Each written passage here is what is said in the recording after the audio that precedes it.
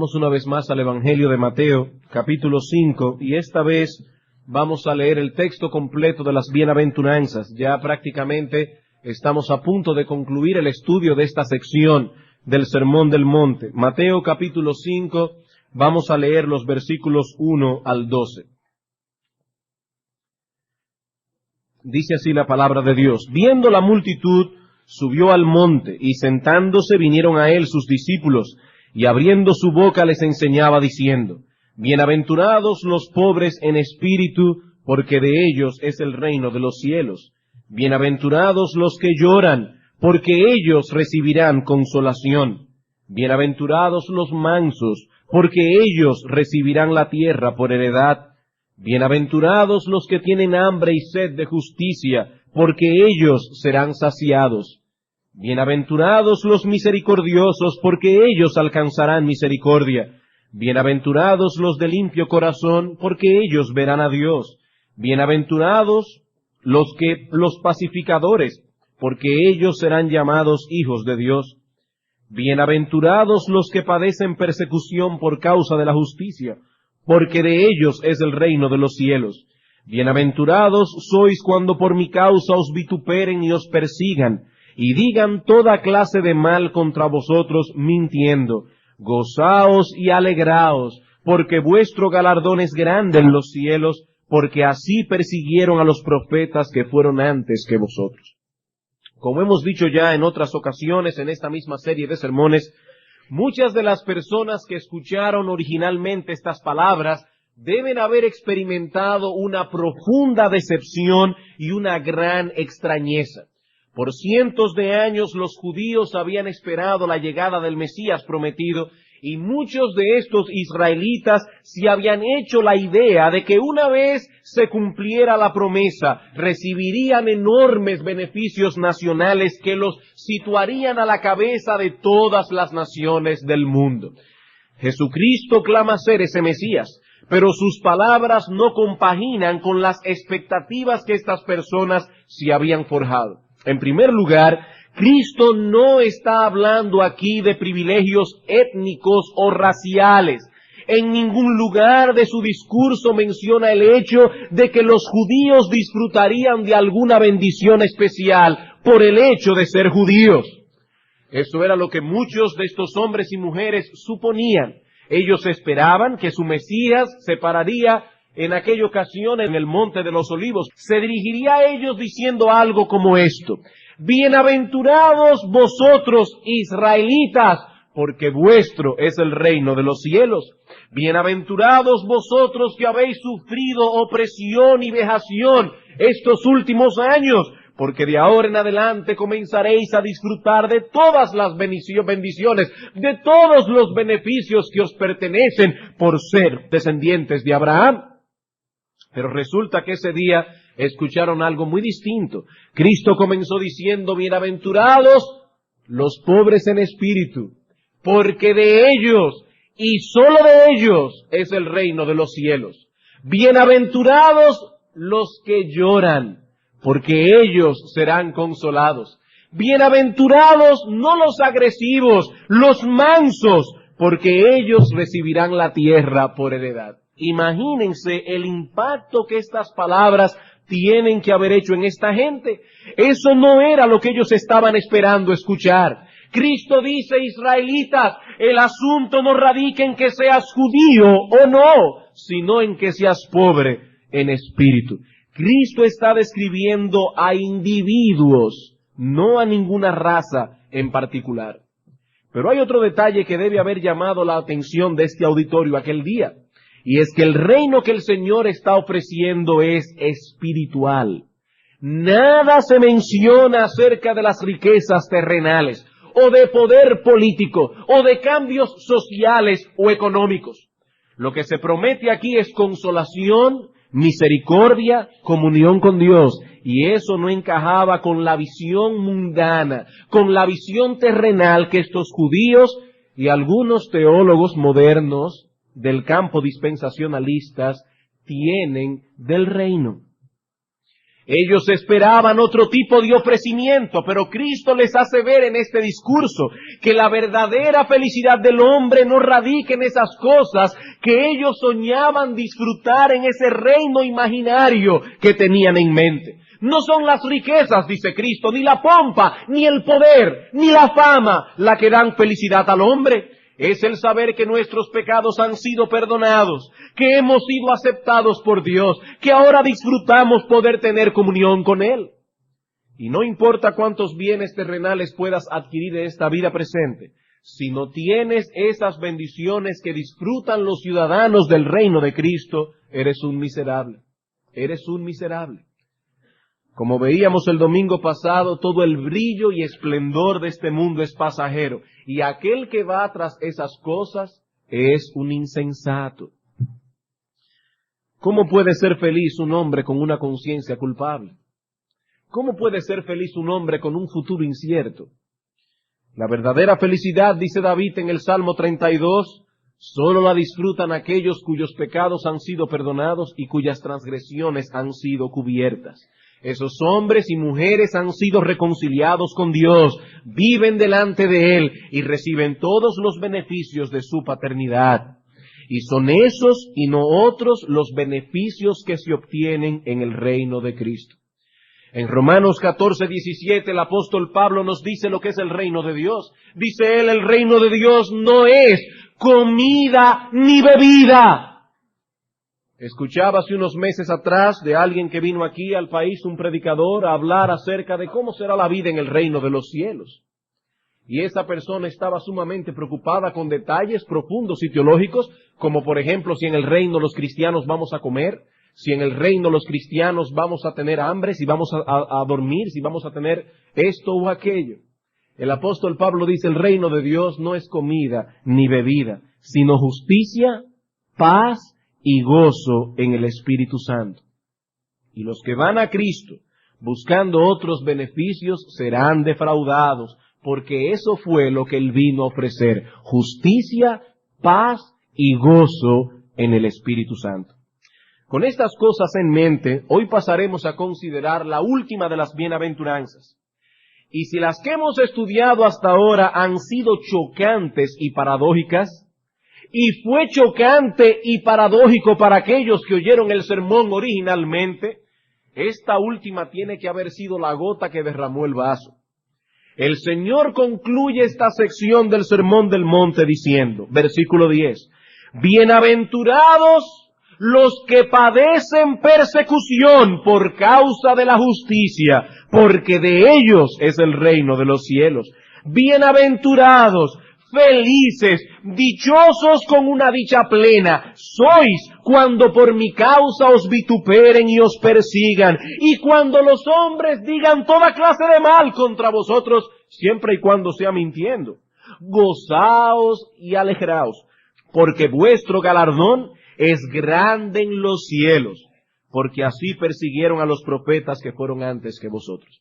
Y antes de pasar a estudiar esta bienaventuranza, quisiera hacer notar dos grandes diferencias entre esta última bienaventuranza y las anteriores. En primer lugar, noten que hermanos y amigos, que esta es la única bienaventuranza que el Señor expone y elabora. Las demás consisten en declaraciones llanas y sencillas. Bienaventurados los pobres en espíritu, de ellos es el reino de los cielos. Bienaventurados los que lloran, ellos recibirán consolación. Pero en este caso, Cristo elabora más extensamente en los versículos 11 y 12 lo que declara en el versículo 10. El Señor no quiere que ninguno de los suyos se forje esperanzas falsas. Él no era como esos predicadores actuales del evangelio de la prosperidad. Si vienes a Cristo, todos tus problemas se van a resolver. Si vienes a Cristo, Él curará tus enfermedades, porque Él en la cruz cargó nuestros dolores. Él en la cruz llevó nuestras enfermedades. No. Cristo no era ese tipo de predicador. Él no es como esos lobos rapaces que procuran atraer a sus adeptos a través de vanas promesas.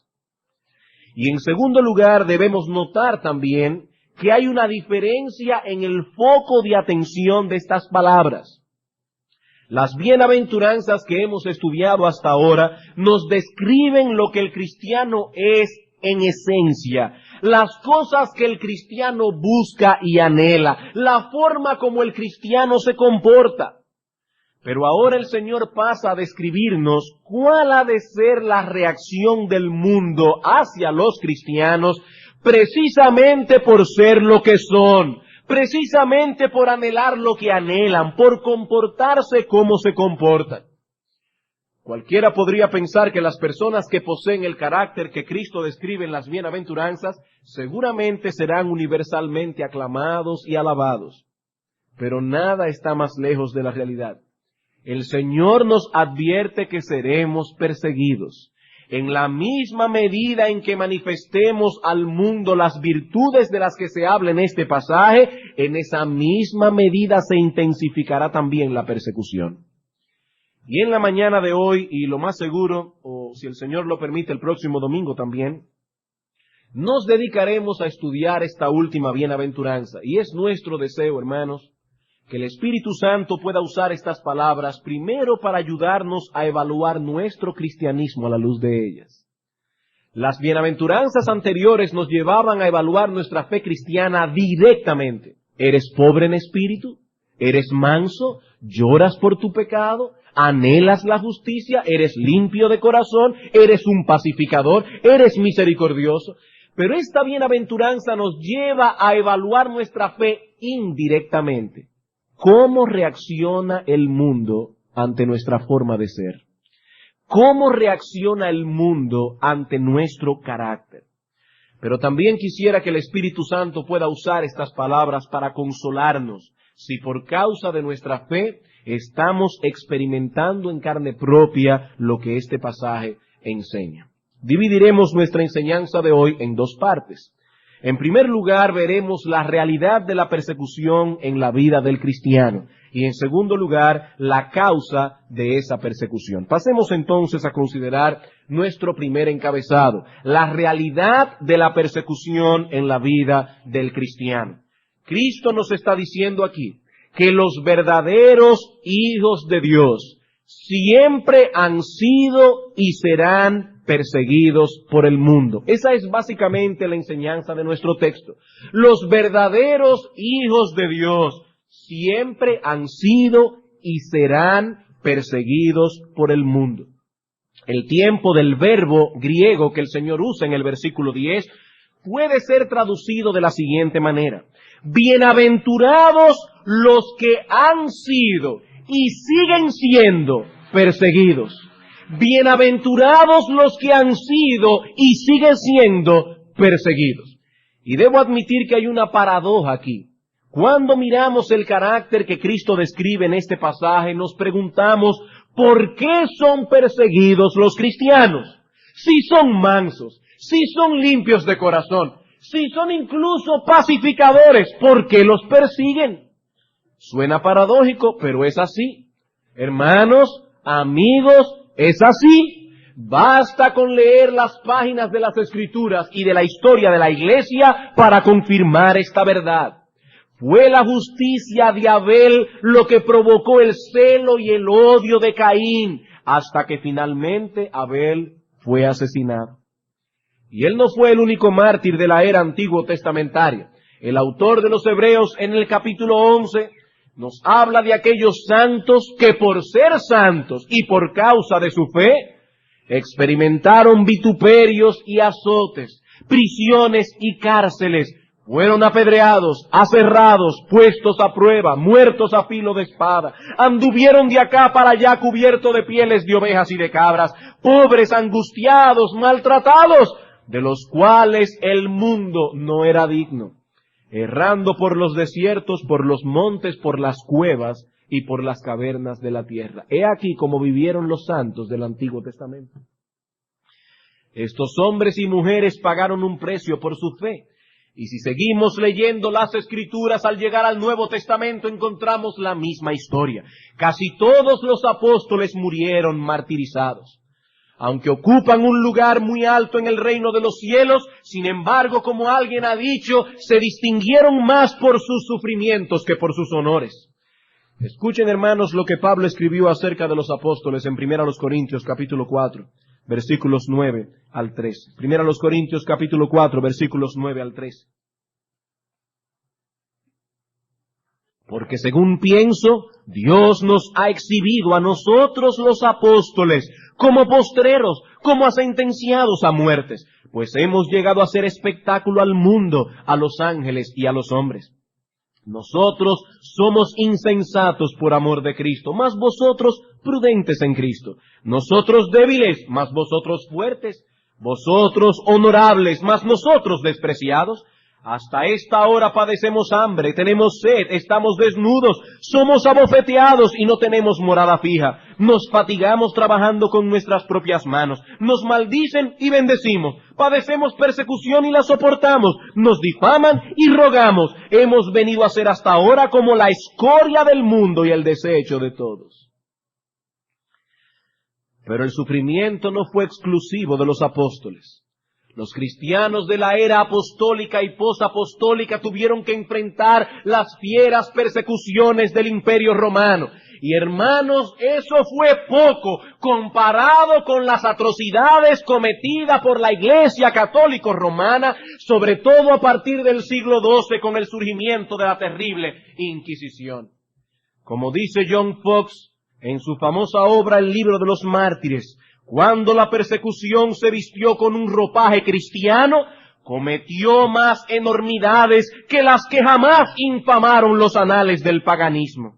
Echando a un lado las máximas y el espíritu del Evangelio, la Iglesia papal, armada con el poder de la espada, vejó a la Iglesia de Dios y la devastó durante varios siglos. Los reyes de la tierra dieron su poder a la bestia y se sometieron a ser pisoteados por las miserables alimañas que a menudo ocuparon la silla papal. Comenzaron con los valdeses en Francia y de allí se extendieron a todo lugar donde el brazo de la Iglesia hubiese impuesto su dominio. Y es la misma historia que encontramos en Inglaterra en la época de los puritanos. Estos hombres tuvieron que pagar un precio muy alto por su empeño en mantener la pureza de la adoración en la iglesia, comenzando con Guillermo Tyndale, que fue quemado vivo en 1536 por órdenes del rey Enrique VIII. Y unos años más tarde este rey perverso sería sucedido por el trono o en el trono de Inglaterra por su hija María, la cual emprendió tal persecución contra los puritanos en su afán de volver a instaurar el catolicismo romano en Inglaterra, que la historia la recordaría como María la Sanguinaria. Y así podríamos seguir dando un ejemplo tras otro. No nos sería difícil demostrar lo que dijimos hace un momento, que los verdaderos hijos de Dios siempre han sido y serán personas perseguidas mientras vivan en este mundo. Ellos siguen en esto el ejemplo de nuestro Señor Jesucristo, quien nunca hizo maldad, ni se halló engaño en su boca, quien fue el máximo ejemplo de la mansedumbre y del amor desinteresado, y quien sin embargo recibió en carne propia el odio y la hazaña de un mundo que aborrece la santidad y la justicia. Juan capítulo 15, versículo 18 al 20. Juan capítulo 15, versículos 18 al 20. Escuchen estas solemnes palabras que nuestro Señor Jesucristo dirigió a sus apóstoles. Si el mundo os aborrece, sabed que a mí me ha aborrecido antes que a vosotros. Si fuerais del mundo, el mundo amaría lo suyo, pero porque no sois del mundo. Antes yo os elegí del mundo, por eso el mundo os aborrece. Acordaos de la palabra que os he dicho, el siervo no es mayor que su señor. Si a mí me han perseguido, también a vosotros os perseguirán. Si han guardado mi palabra, también guardarán la vuestra. Seréis perseguidos, dice el Señor. No podréis evadir eso mientras estéis en el mundo. Hermanos, eso es parte integral de la vida cristiana.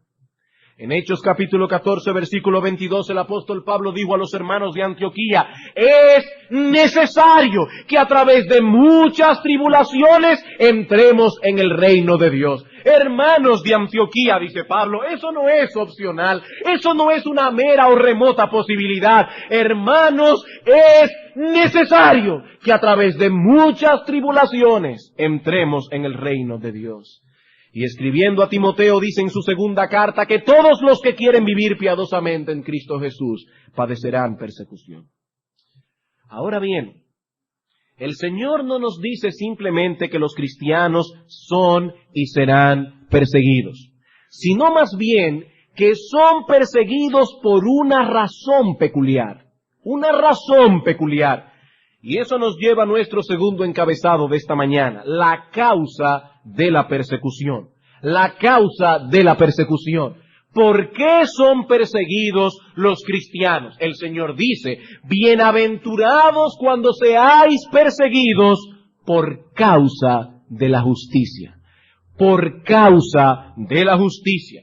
Así que esta bienaventuranza y la bendición que promete, escuchen bien, esta bienaventuranza y las bendiciones que promete no se aplica a todas y cada una de las personas que son perseguidas en este mundo. No. Si fuese así, el Señor se hubiese limitado a decir, bienaventurados los perseguidos. Bienaventurados los que padecen persecución. Punto. Porque de ellos es el reino de los cielos. Pero eso no fue lo que Él dijo.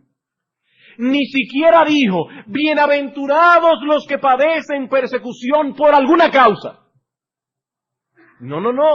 No tampoco dijo, bienaventurados los que padecen persecución porque se dediquen a defender alguna causa noble. No. Hay hombres que han sufrido y que han tenido que pagar un precio muy alto porque se han dedicado a luchar por alguna causa noble. Ahí tenemos el ejemplo de Martin Luther King. Luchó por la abolición de esa segregación racial en los Estados Unidos y tuvo que pagar con su vida el haberse envuelto, el haberse involucrado con toda su alma y corazón a esa causa. Pero no debemos de ningún modo asociar ese tipo de cosas con el Evangelio. Una cosa no tiene que ver con la otra. En el mundo caído en que vivimos hay muchas injusticias y es loable que una persona se dedique a combatirlas siempre y cuando use los métodos apropiados para ello. Hermanos, es terrible que una persona sea discriminada o maltratada por el color de su piel, algo que es meramente accidental. Y que alguien luche por eliminar esa discriminación en sí mismo no tiene nada de malo. Pero lo que debe quedar claro es que no es de eso que el Señor está hablando aquí. No es de eso.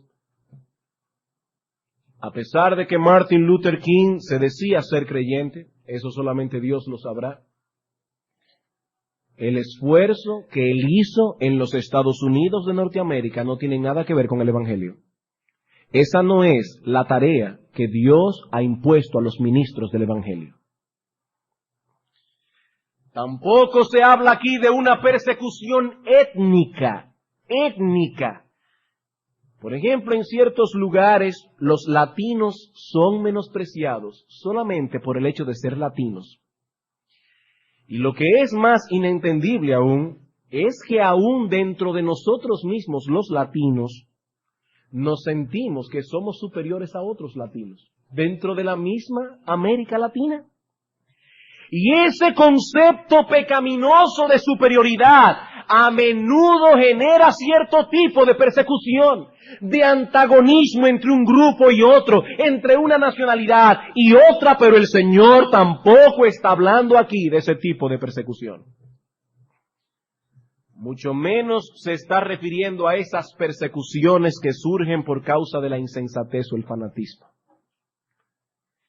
Muchos son perseguidos porque pasan por alto la advertencia del Señor en Mateo 10:16. Cristo dice, yo os envío como ovejas en medio de lobos. Sed sencillos como palomas y prudentes como serpientes. Cristo está diciendo, cristianos, ustedes tendrán que pasar por medio de un campo minado para llegar a la Canaán celestial. Miren bien dónde pisan. Vayan con cuidado. Sean prudentes como serpientes. Sean sencillos como palomas. Pero algunos cristianos o que profesan serlo no toman en cuenta estas advertencias y son imprudentes en el mundo. Y por causa de sus imprudencias, por causa de su fanatismo, son perseguidos. Me decía alguien el otro día que un familiar estaba al grito porque tenía una iglesia evangélica cerca y la bulla que esa gente hace es insoportable. Ellos ponen una bocina fuera de la iglesia para que todo el mundo se entere de todo lo que ellos hablan, de todo lo que cantan y de todo lo que predican. Y ellos entienden que esa es una forma de promover el evangelio. Y otras personas andan por ahí con un carrito, con una guagua anunciadora, con un mensaje de predicadores que generalmente yo no sé por qué son puertorriqueños, voceando un montón. Y no tengo nada contra los puertorriqueños. Estoy diciendo simplemente que yo no sé por qué o lo son o quieren aparentar que lo son. Voceando una serie de cosas desagradables en el nombre de Cristo. Y cuando esas personas son burlados en las esquinas, ellos creen que están padeciendo por causa de la justicia.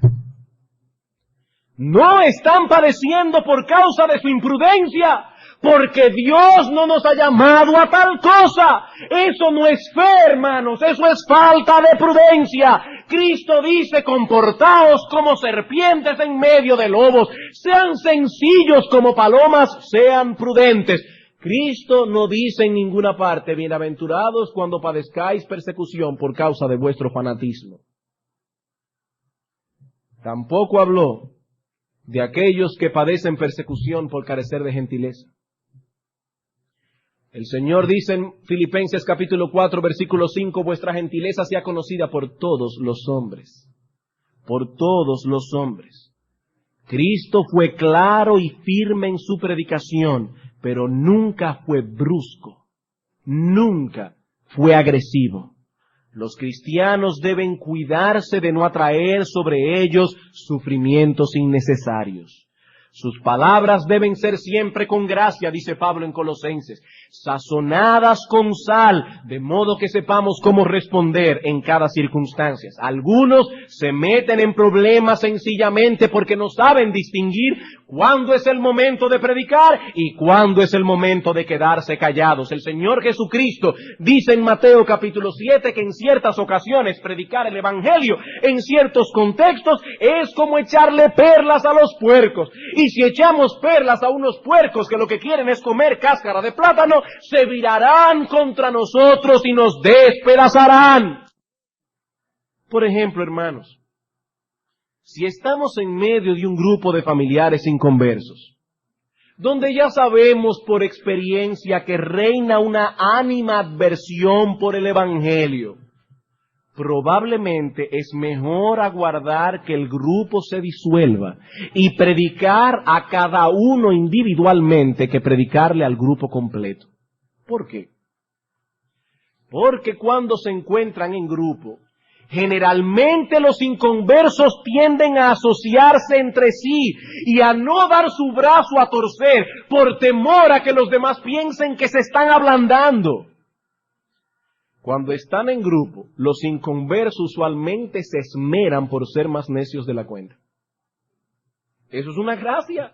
Y ellos saben que con eso van a encontrar el favor de los demás. Hermanos, si nos acarreamos problemas por nuestra falta de sabiduría, o por una forma poco gentil de comunicar el Evangelio, o por ser inoportunos, entonces esta bienaventuranza no se refiere a nuestro caso. No se refiere a nuestro caso. El Señor fue muy específico en sus palabras. Él dijo, bienaventurados los que padecen persecución por causa de la justicia. Si no es por causa de la justicia, la consolación ofrecida en el texto no es para nosotros. Comentando esta expresión, John Brown, un ministro del siglo pasado, escribió lo siguiente: la frase por causa de la justicia es equivalente a decir por causa de nuestra creencia y profesión de la verdad cristiana, así como también por causa del cumplimiento de nuestros deberes cristianos. Eso es lo que significa ser perseguido por causa de la justicia. El apóstol Pedro aclara este asunto en su primera carta, en Primera de Pedro capítulo 4 versículos 12 al 16. Primera carta del apóstol Pedro capítulo 4 versículos 12 al 16.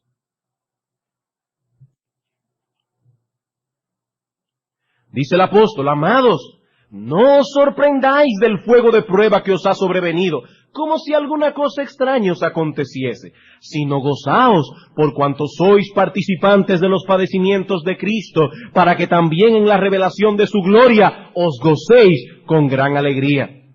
Si sois vituperados por el nombre de Cristo, sois bienaventurados, porque el glorioso Espíritu de Dios reposa sobre vosotros. Versículo 16. Pero si alguno padece como cristiano, no se avergüence, sino glorifique a Dios por ello. Noten una vez más que no se está hablando simplemente de padecer, sino de padecer por causa de Cristo. De padecer como cristiano. Como decía Agustín de Hipona, lo que hace al mártir no es el castigo que sufre, sino la causa por la que sufre. No es el sufrimiento lo que hace un mártir, es la causa por la que sufre. Más adelante en el versículo 19 el apóstol Pedro habla de sufrir según la voluntad de Dios. Poniéndolo de otro modo, ser perseguido por causa de la justicia es equivalente, es lo mismo a ser perseguidos por parecernos a Cristo. Por parecernos a Cristo. Cristo es el modelo de una vida justa. El apóstol Juan le llama en su primera carta, en el capítulo 2, Jesucristo el justo. Vivir de acuerdo con la justicia es vivir la vida que Él vivió. Y el que vive como Él vivió será perseguido. ¿Por qué? Porque el mundo odia a Cristo. Y por tanto no es extraño que odie a todos aquellos que se parecen a Él. Eso fue lo que el Señor enseñó a los discípulos en el texto que leímos, Juan 15, 18. Si el mundo os aborrece, sabed que a mí me ha aborrecido antes que a vosotros. El siervo no puede ser mayor que su Señor. Si a mí me han perseguido, hermanos amados, a vosotros también os perseguirán. Los cristianos entonces son perseguidos sencillamente por esto, porque se parecen a Cristo, porque actúan como Él, porque viven para Él. Y en la misma medida que eso es una realidad en nosotros, en esa misma medida arrecia la persecución. Debo aclarar que esa persecución no tiene que ser física necesariamente. Puede asumir varias formas y puede variar en intensidad. Puede ir desde un rechazo, una burla, hasta la muerte. Pero lo que debemos saber es que esa persecución es contra nosotros porque somos justos, porque hacemos la voluntad de Dios, porque nos parecemos a Cristo. Hermanos, esto es realmente paradójico. ¿Saben una cosa? El mundo exalta la bondad y la nobleza natural del hombre. El mundo exalta la bondad. Y cuando se entera de algún gesto noble, lo alaba con entusiasmo. De hecho, hay premios que se han instituido para premiar a los hombres y mujeres de este mundo que se han dedicado a luchar por alguna causa noble. Ahí tenemos el Premio Nobel de la Paz y muchos otros premios. Sin embargo, el mundo persigue a los cristianos y los rechazan. ¿Por qué? ¿Por qué? Por tres razones básicas. Primero, porque la conducta de los cristianos los pone en evidencia. Porque la conducta de los cristianos los pone en evidencia. Eso fue lo que el Señor dijo en Juan capítulo 3, versículos 19 al 20. Juan capítulo 3, versículos 19 al 20. Dice el Señor: y esta es la condenación, que la luz vino al mundo, y los hombres amaron más las tinieblas que la luz, porque sus obras eran malas. Pero no se limitaron únicamente a amar las tinieblas, sino que también aborrecen la luz. Dice, porque todo aquel que hace lo malo aborrece la luz, y no viene a la luz para que sus obras no sean reprendidas. El mundo odia a los cristianos porque la conducta de los cristianos los pone en evidencia. Juan capítulo 7, versículo 7. Los hermanos inconversos del Señor, inconversos hasta el tiempo antes de la resurrección, comenzaron a decirle: Señor, sube a la fiesta para que te des a conocer allí. El Señor dice: no, suban ustedes, mi tiempo aún no ha llegado, pero el tiempo vuestro siempre está presto. Versículo 7, no puede el mundo aborreceros a vosotros, mas a mí me aborrece, dice el Señor, porque yo testifico de Él que sus obras son malas. Y quisiera citar aquí un extracto del doctor Martin Lloyd-Jones, un poco extenso, pero es digno, hermanos, de ser citado. Escuchen esto con atención. A los buenos y nobles, según el mundo, por supuesto, se les persigue muy pocas veces, porque a todos nos parece que ellos son como nosotros mismos cuando estamos en nuestros mejores momentos. Eso es lo que pensamos cuando vemos al noble, según el mundo. Pensamos: yo también puedo ser así con tal que me lo proponga. Y los admiramos porque es una manera indirecta de halagarnos a nosotros mismos. Pero los justos son perseguidos porque son diferentes. Por esto los fariseos y los escribas odiaron a nuestro Señor, no porque era bueno, sino porque era diferente. Había algo en él que los condenaba.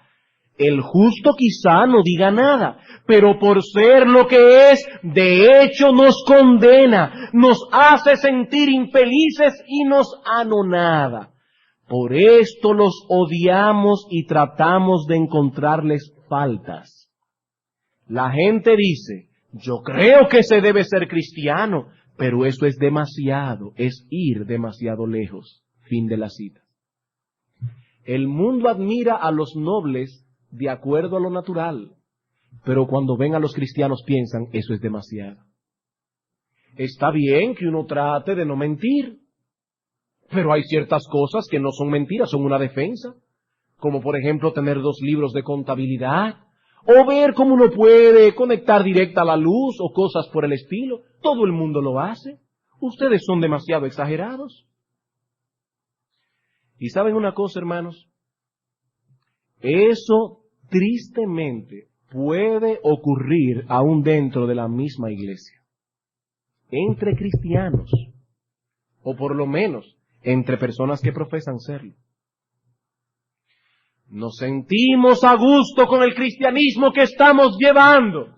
Creemos que estamos haciendo un buen esfuerzo, pero entonces de repente aparece uno que es capaz de llevar su fe mucho más lejos aún. Y no estamos hablando de un fanático, nos referimos a un hombre, a una mujer fiel, un creyente que se esfuerza porque todas las áreas de su vida entren en el molde de su fe cristiana. Al actuar como esposo, al actuar como esposa, al comprar, al vender, al vestirse, al hacer negocios.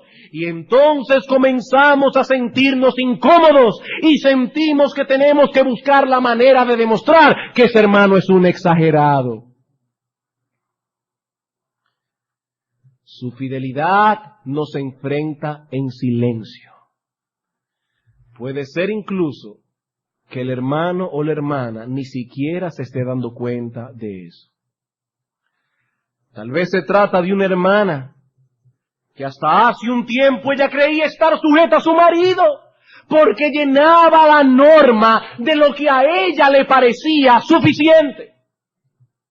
Pero ahora conoce a otra hermana que realmente vive a la luz de lo que Pablo enseña en Efesios capítulo 5.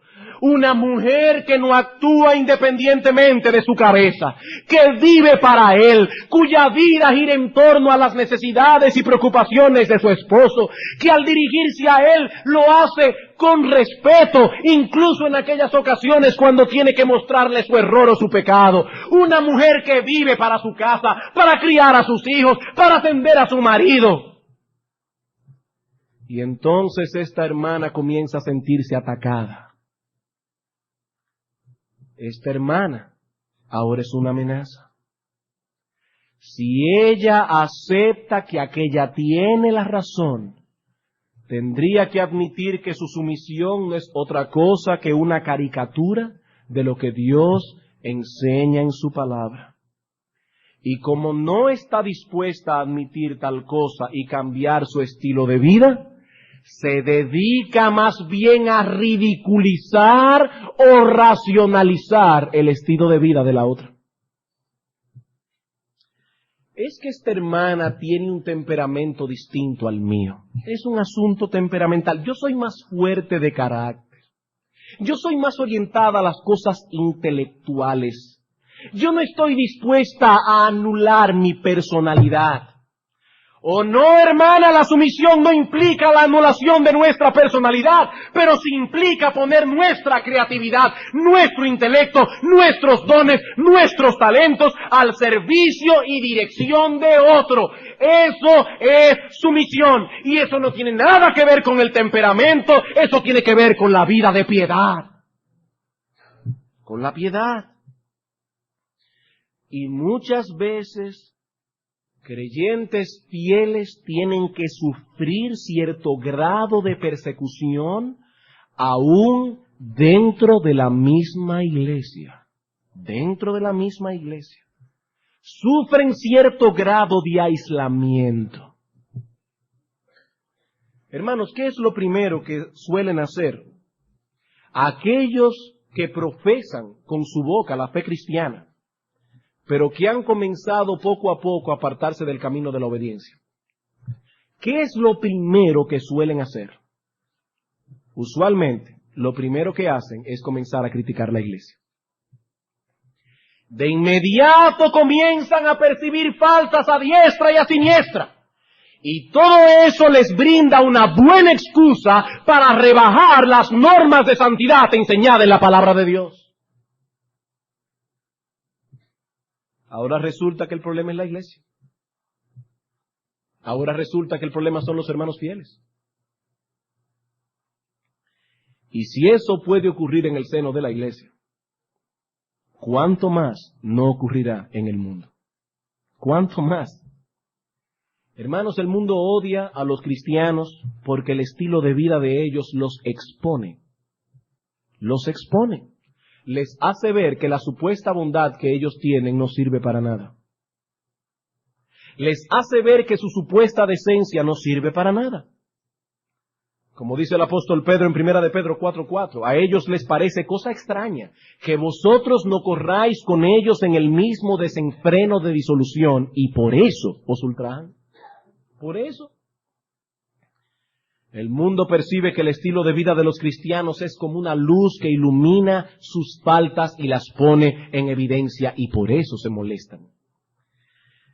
Pero el mundo también se molesta, en segundo lugar, porque rechaza la visión absoluta que los cristianos tienen de la vida en lo que respecta al único medio de salvación y a nuestros juicios morales. Repito, el mundo se molesta con los cristianos porque rechazan la visión absoluta que ellos tienen de la vida, principalmente en lo que respecta al único medio de salvación y a nuestros juicios morales. En otras palabras, nos acusan de ser cortos de vista, de ser tontos, porque insistimos que hay valores que son absolutos, no negociables. No negociables. Si la salvación es por la fe, no puede ser por las obras. Y si la salvación no es por obras, tenemos que concluir que hay muchas iglesias que están predicando un evangelio falso. Y al decir eso no estamos pecando de falta de misericordia, estamos llevando la verdad hasta sus últimas consecuencias. En Proverbios capítulo 3, versículo 3 dice Salomón: nunca se aparten de ti la misericordia y la verdad. Átalas a tu cuello, escríbelas en la tabla de tu corazón. No sacrifiquemos la verdad en aras de la misericordia. Debemos vivir con ambas atadas al cuello, escritas en la tabla del corazón. Pero los impíos se molestan ante tanto dogmatismo. Nos dicen, como me decía una persona la semana pasada, que cada cual tiene derecho a tener su verdad. Tú crees en Cristo y aquel en Mahoma. Tú predicas la Biblia y aquel el Corán. ¿Pero acaso no pueden admitir que en ambos se encuentra la verdad? ¿Que ambos agradan a Dios con su fe? Por supuesto que no podemos admitir tal cosa. No podemos admitirlo. Si una cosa es verdad, la otra no puede serlo. No puede serlo. Sabemos que hay cosas que no son blancas ni negras, sino grises, es verdad. Pero existen verdades inamovibles, verdades que no pueden ser de otro modo. Y lo mismo podemos decir de nuestros juicios morales. Hay cosas que la Biblia llama pecado. Pecado. Y aunque nos consideren cerrados de mente, retrógrados, arcaicos, seguiremos condenando esas cosas y llamándole pecado hasta que Cristo vuelva. Hasta que Cristo vuelva, aunque el mundo diga lo que diga. Y bueno le sería a tales personas poner atención a la advertencia del profeta Isaías cuando escribió: ¡ay! ¡Ay de a lo que a lo malo dicen bueno y a lo bueno malo! Que dicen ahora que debemos respetar a los homosexuales porque cada cual tiene derecho a vivir su vida. Sí, yo también tengo derecho a que si yo salgo con mis hijos a la calle no vean a dos hombres haciendo lo que no deben hacer. Yo también tengo derecho. ¡Ay de aquellos que hacen de la luz tinieblas y de las tinieblas luz, que ponen lo amargo por dulce y lo dulce por amargo! ¡Ay de los sabios en sus propios ojos y de los que son prudentes delante de sí mismos! Dios dice una cosa, pero yo digo otra. ¿Saben qué es lo que el mundo dice en cambio? ¡Ay de a lo que a lo bueno llaman bueno y a lo malo llaman malo! Eso es lo que el mundo está diciendo. ¡Ay de aquellos que no se apartan ni a derecha ni a izquierda de esos juicios morales! Y por eso nos persiguen. Por eso nos persiguen. Pero en última instancia, hermanos, el mundo persigue a los cristianos porque son hijos del diablo. En última instancia, el mundo persigue a los cristianos porque son hijos del diablo. En el mundo hay solo dos paternidades. Usted que está aquí en esta mañana, o es hijo de Dios o es hijo del diablo. Hijo de Dios o hijo del diablo. En Apocalipsis capítulo 2, versículo 10, el Señor Jesucristo envía una carta a una iglesia que está a punto de sufrir una terrible persecución. Y el Señor quiere dar a estos hermanos una correcta perspectiva en medio del sufrimiento. Dice aquí: no temas en nada lo que vas a padecer. Oigan bien, vas a padecer, pero no temas. He aquí, el diablo echará a alguno de vosotros en la cárcel para que seáis probados. Y tendréis tribulación por 10 días. Sé fiel hasta la muerte y yo te daré la corona de la vida. Hermanos, Cristo no está diciendo aquí que el diablo se iba a hacer visible y iba a llegar a esta ciudad y se iba a llevar a los hermanos presos. El Señor está hablando aquí de que esos alguaciles que iban a perseguir a los cristianos e iban a ir a las casas a llevarse los presos, no eran más que emisarios de Satanás. A la larga, era el diablo quien los estaba echando en la cárcel. ¿Por qué? Porque nosotros no somos de su reino. Porque nosotros somos una amenaza para Él. Porque no somos del mundo. Si fuerais del mundo, dice el Señor, el mundo amaría lo suyo. Pero porque no sois del mundo, antes yo os elegí del mundo, por eso el mundo os aborrece. Y más adelante en la oración sacerdotal en Juan 17:14 el Señor añadió: yo les he dado tu palabra, Padre, y el mundo los aborreció. ¿Por qué? Porque no son del mundo, como tampoco yo soy del mundo. La única forma en que podemos evitar este antagonismo es amoldándonos al mundo. La única. Pero si hacemos eso, estaremos demostrando que no pertenecemos a Cristo. Gálatas, capítulo 4. Gálatas, capítulo 4, versículos 28 y 29. Así que, hermanos, nosotros somos como Isaac, hijos de la promesa. Pero como entonces, como veremos esta noche que vamos a estudiar esa historia, el que había nacido según la carne, Ismael, perseguía al que había nacido según el Espíritu, Isaac, así también es ahora, así también es ahora. Es por eso que en la generalidad de los casos, las persecuciones que el pueblo de Dios ha sufrido han venido envueltas en el ropaje de la religión. ¿Por qué? Porque se trata de un problema espiritual. Es la simiente de la serpiente contra la simiente de la mujer. Los hijos de Dios contra los hijos del diablo. Y esa enemistad nunca será anulada. Y Satanás es tan y tan astuto, que engaña a sus propios emisarios, haciéndoles creer que ellos están del lado de Dios. Les inculca un celo fanático e infernal, y entonces los mueve a perseguir al verdadero pueblo de Dios. Eso es lo que el Señor dice en Juan capítulo 16, versículos 1 al 3. Juan capítulo 16, versículos 1 al 3. Estas cosas os he hablado para que no tengáis tropiezo. Os expulsarán de las sinagogas, y aún viene la hora cuando cualquiera que os mate pensará que rinde un servicio a Dios. Pero harán esto no porque son cristianos sinceros y están equivocados, no, 1000 veces no. Harán esto porque no conocen al Padre ni a mí, porque están impulsados por el infierno.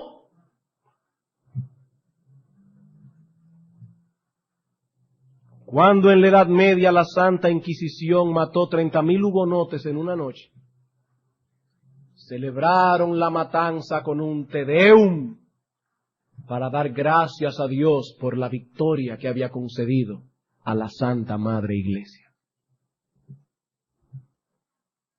30.000 hugonotes en una noche. La noche terrible de San Bartolomé. ¿Qué dice el Señor? Harán eso porque no conocen ni al Padre ni a mí. Y para concluir ahora, hermanos y amigos, una simple pregunta. A la luz de todo esto que hemos visto en esta mañana, ¿eres tú un perseguido o un perseguidor?